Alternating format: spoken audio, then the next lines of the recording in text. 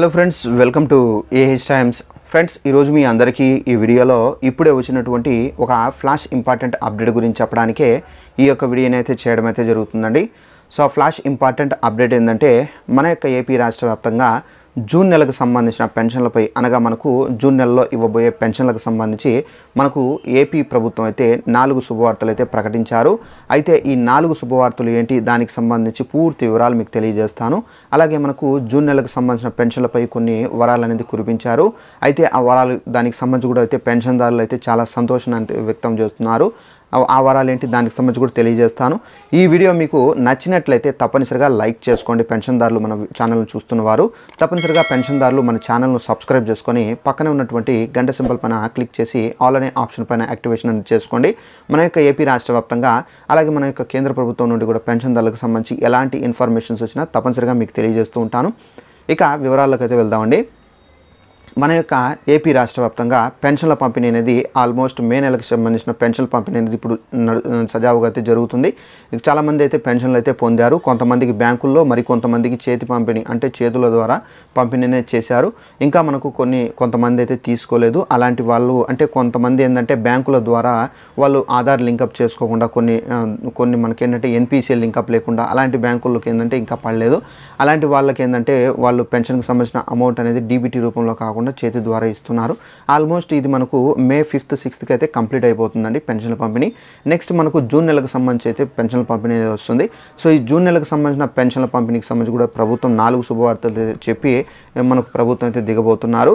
అయితే మనకు మే 13వ తేదీన ఎలక్షన్స్ కాబట్టి అనగా మనకు ఎన్నికలు జరగబోతున్నాయి కాబట్టి ఈ ఎన్నికల నేపథ్యంలో మళ్ళీ మనకు జూన్ నెలకు సంబంధించిన పెన్షన్ల పంపిణీ ఉంటుందా ఉండదా అని చెప్పేసి కొంతమందికి ఒక మెంటల్ టెన్షన్ అయితే ఉంటుందండి. అంటే మనకు ఇప్పుడు ఎలక్షన్కి సంబంధించి ప్రభుత్వం ఉంది.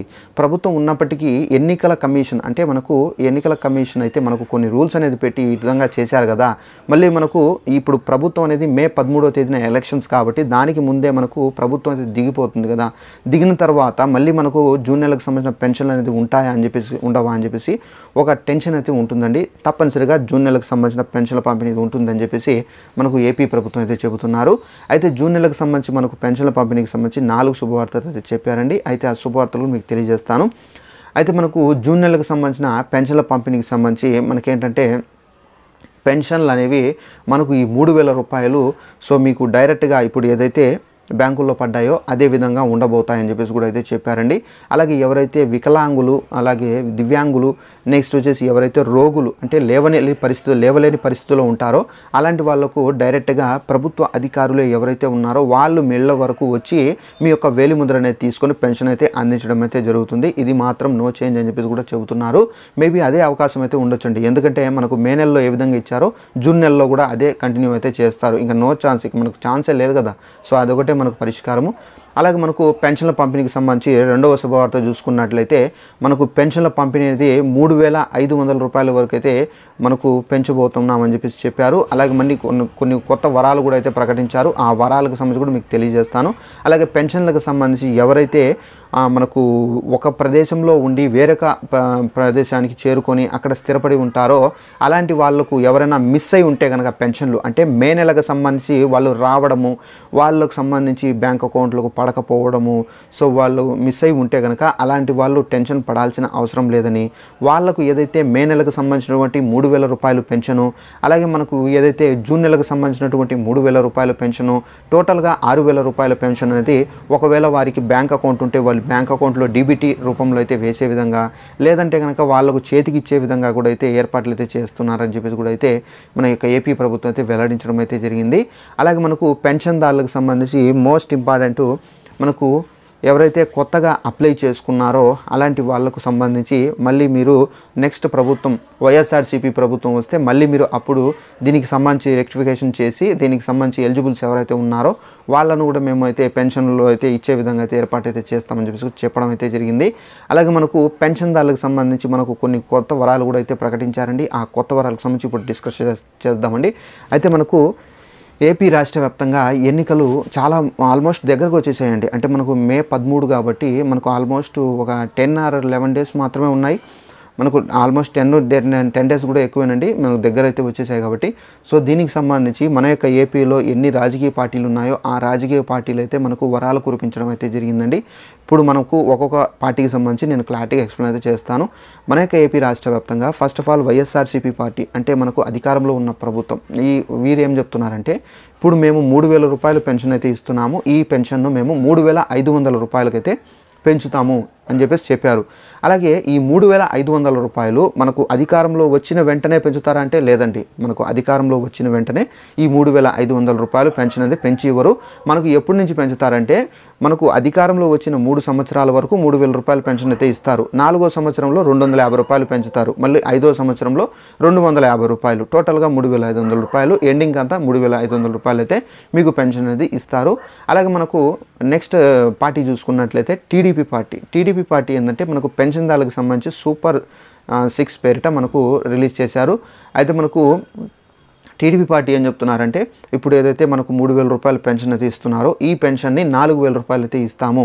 మా ప్రభుత్వం వచ్చిన తర్వాత మీరు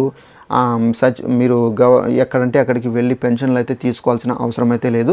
మేము అధికారంలోకి వస్తే కనుక ఈ 4,000 రూపాయలు పెన్షన్ అనేది డైరెక్ట్గా మీ ఇళ్ళ వద్దకే వాలంటీర్ వ్యవస్థ ఉంటుంది. అప్పుడు కూడా మీరు టెన్షన్ పడాల్సిన అవసరం అయితే లేదు. వాలంటీర్ల ద్వారానే మీ యొక్క పెన్షన్ అనేది మేము పెంచుతామని చెప్పేసి కూడా అయితే ప్రకటించడం అయితే జరిగిందండి.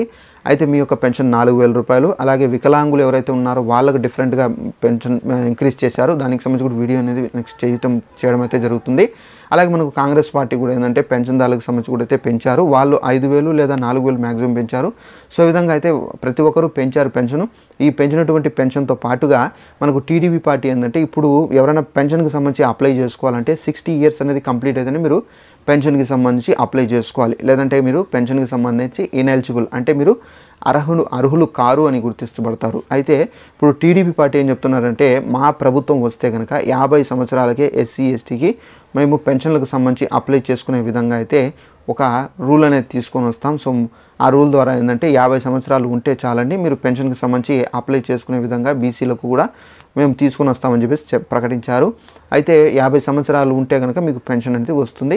సో ఈ విధంగా అయితే మనకు పెన్షన్దారులకు సంబంధించి ఏంటంటే ఇన్ని వరాలు అయితే నెక్స్ట్ మనకు రాబోతున్నాయి. అయితే మనకు జూన్ నెలలో మాత్రం మనకు యథావిధిగా పెన్షన్ అయితే వస్తుంది. మళ్ళీ మనకు జూలై నెల వస్తే అప్పుడు మనకు గవర్నమెంట్ ఏర్పడిపోతుంది ఈ మధ్యలో.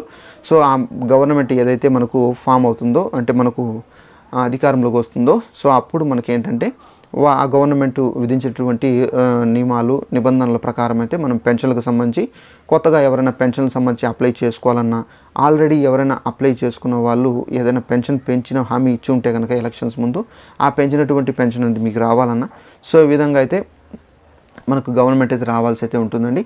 సో ఈ విధంగా మనకు పెన్షన్లకు సంబంధించి మనకి ఏంటంటే ఇప్పుడు ఉన్నటువంటి న్యూస్ అయితే ఇది.